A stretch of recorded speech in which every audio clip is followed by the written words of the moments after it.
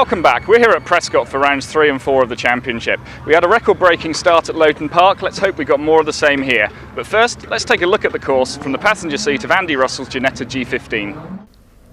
There's just 1120cc of Hillman Imp power in the back of the G15, but Andy certainly makes the most of it. We're already heading under the bridge for the long left-hander at Orchard, where the big single-seaters hit around 110 miles an hour. Easy to run wide on the exit here, and Andy's working hard at the wheel to keep the car on course and get over to the left for the long right-hander at Tories.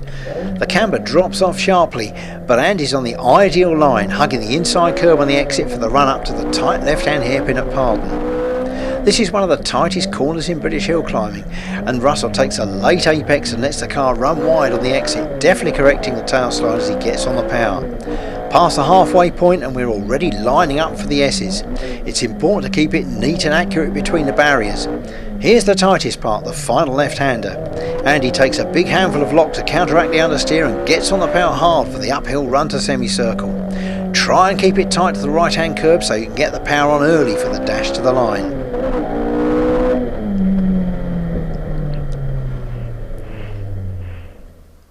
As at Loton, the Peugeots are out in force again. Here's Charlie Martin's 205. And here's Ralph Pinder. The Loton class winner's on top form again and heading for more of the same at Prescott.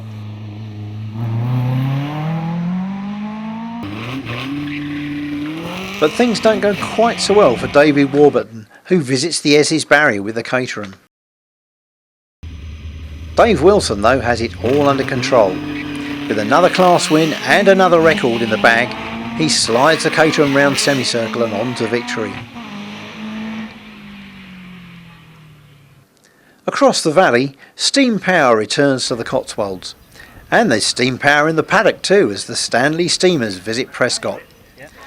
The cars of Mike Clark and Jeff and Steve Theobald, all members of the thriving Steam Car Club, entertain the Prescott crowds during the lunch break. Let's take a ride up the hill under a rather different form of motive power than Prescott's normally used to.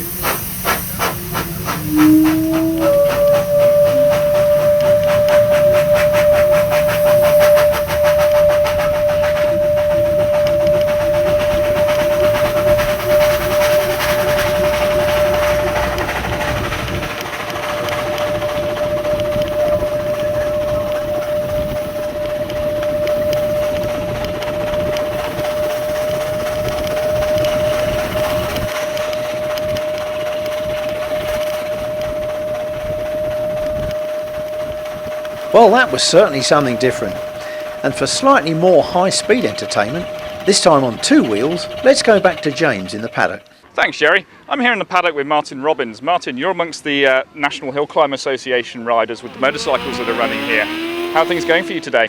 No, it's going good. It's going good. I mean, I'm always happy with a top 3 finish, you know, and if I do finish in the top 3 this weekend, I'll be leading the championship.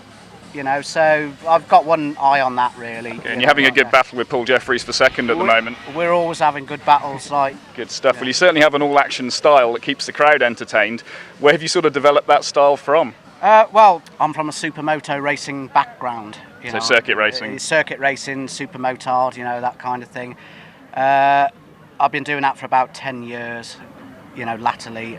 But I've been racing bikes all of my life, you know, motocross, road racing. You know, but yes, it's a supermoto racing sort of background. Okay. How does that transfer to the different type of technique you need for and the mindset you need for hill climbing? Well, the mindset is the main thing. Where with circuit racing, obviously you got to prepare your mind for doing several laps or so. This is a lot different. You've got to sort of do everything, several laps worth, let's say, in a flash sort of thing. It's all. Got to be ready to switch it on straight away. Switch it on straight away, sort of thing. Yeah. Good stuff. Well, it seems to be going well for you at the moment. You're only a fifth of a second behind Paul. Hopefully you can find that little bit of time this afternoon. Yeah, well, to be honest, it sounds, you know, a fifth of a second is quite a lot, really. Very close competition amongst you guys then. Yeah. Okay, well, we wish you the best of luck this afternoon, and let's go back to Jerry and have a look at the run. Thanks, James. Well, this is something of a first at Prescott, a trip up the hill from beneath the swing arm of a motorcycle. Martin Robbins' KTM is one of the quickest bikes in the NHCA and already pulling wheelies under acceleration before Martin leans the bike at flat chat into the Orchard left-hander. machine skates across the road and Martin gives it a dab of opposite lock under heavy braking for Ettores. He keeps the bike in tight on the exit and opens up for the uphill blast into Parden. Into the hairpin and Robbins just brushes the inside curb. Now the bike runs wide using all the road just inches from the barrier, but Robbins is still hard on it as the KTM sweeps round into the S's. More solid barriers, but he swings the bike through, avoiding the harsh concrete rumble strips and out towards semicircle. Here's the long right-hander and it's leg out over the curb again as he fights to keep the bike in close to the apex and blasts over the line.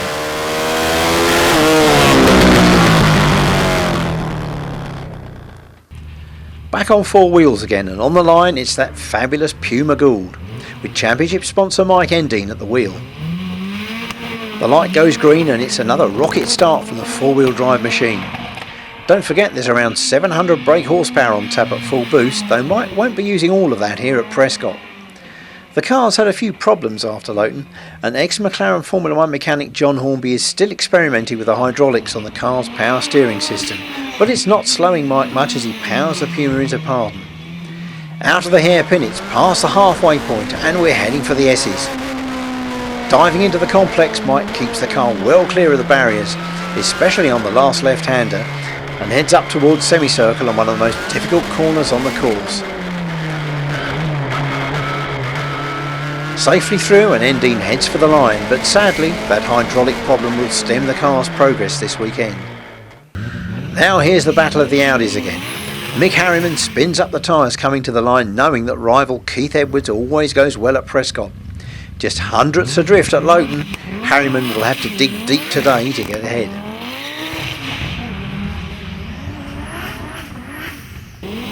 Here's Edwards. Harriman has set him a mid-46 as a target, and the man from Ulverston is confident that he can beat it. Even quicker off the line, the awesome Quattro will stop the clocks in the 45s for another class win. Now it's back to James. Thanks, Jerry. Just down in the paddock, I've found Chris and Ashley Ward here, currently running second and third in the Sports Libra class. I guess it's not going to stay that way, though. No, we're hoping that it'll be a 1-2 at the end of the day, and I'd like to say it'll be a 1 in my favour, but we'll see. See what happens there, eh? It's a new car for you guys this year, the Mallock Mark 18 with the BDG engine in it, built by Connaught. How are you finding it so far? Very good so far. We've struggled a bit with the gearbox. It's just going down from particularly second to first, but a lot more power than last year, and it's great improvement, and it's very enjoyable so far. Excellent. Do you think you'll be able to get to the bottom of the gearbox problem, or is it something you're going to have to live with? The bottom of the gearbox problem is my hand. I can't seem to get enough space between the gear stick and the dashboard, and unfortunately there's a chassis tube behind it, so we can't move it. So my dad's trying to look at maybe doing an extension on the gear stick, see if we can sort a few things out for Shelsley. Okay, make it a little bit more comfortable for you. Hopefully. Excellent. Well, we wish you well with that, and hopefully you'll get ahead of Tim Elmer there and get up at the top of the class. Thank you. Best of luck. Back to you, Jerry. Well, James, as you know, developing a new car always throws up a few snags.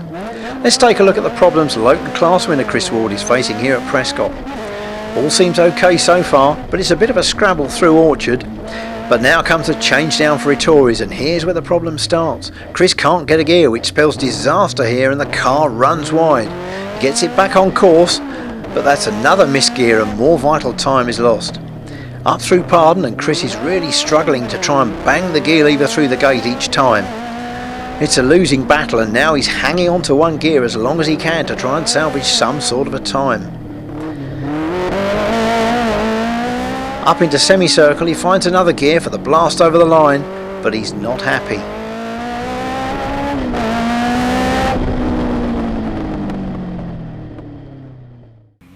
Here's Ashley Ward now, and he can't match his brother's times on the opening run. Second time up, the problem is so bad that he runs out of road at Orchard, fortunately without damage. So the door's left open for the experienced Tim Elmer to step in and take the win with a Vauxhall-powered Imagination. 1600cc racing cars now. OMS constructor Steve Owen's wife Lynn regularly competes in Tim Wilson's OMS. Airline pilot James Blackmore is a regular class front runner. Just a week ago he took an outright win at Gersten Downhill Climb in Wiltshire. But the Prescott bar's empty when Iron Price comes to the line. Another duel with Will Hall is on the cards, and the crowds line the barriers to watch the former rallyman's spectacular style. He doesn't disappoint and takes the class lead on the first runs to book himself a place in the opening runoff.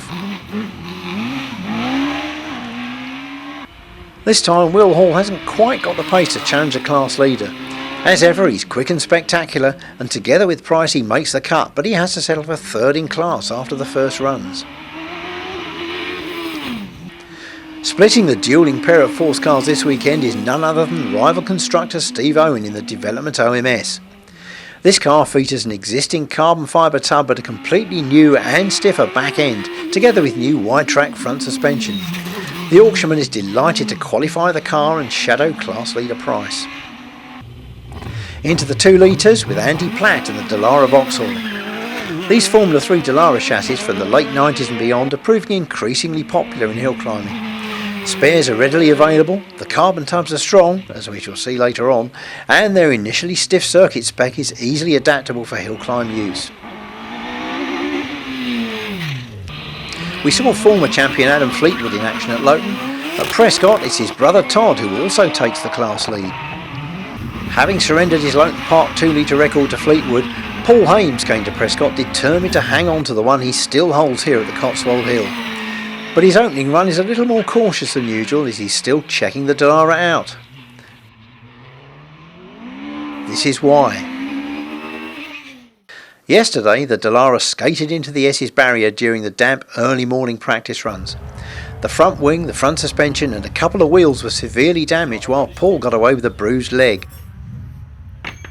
But in true hill climb fashion, a team of helpers, including many of Paul's class rivals, descended on the car, and with parts loaned by Tim Elmer, himself a Dallara owner, the car was back in action for the following day's event. Join us for more British hill climb action in a few moments.